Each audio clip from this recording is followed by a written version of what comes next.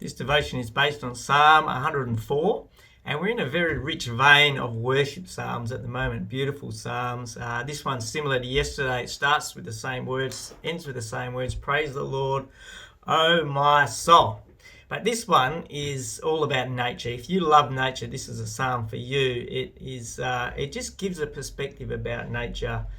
Very, very different to the world's perspective at the moment, which has no regard for God as the creator whose hand is over nature.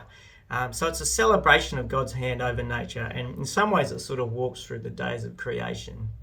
And as you read this, and I'd love to hear a comment, please, is what stands out to you about God's hand on nature? Here's some highlights for me. Firstly, it has the theme in here that God supplies, He provides for all of His creation. I love verse 15. Verse 15 says, wine that gladdens human hearts, oil to make their faces shine, and bread that sustains their hearts. That for humans He's providing these things.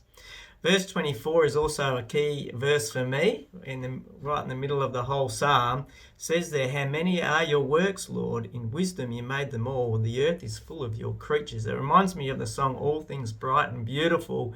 You know, it's a celebration of all the variety of things that God has made. And this psalm does that. There's some real interesting stuff there, mention of different creatures and so on.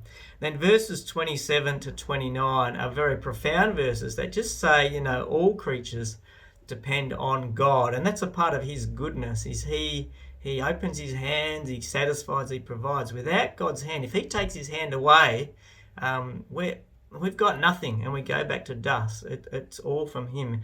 And that's why verse 30 is great too, because verse 30 says, when you send your Spirit, they are created.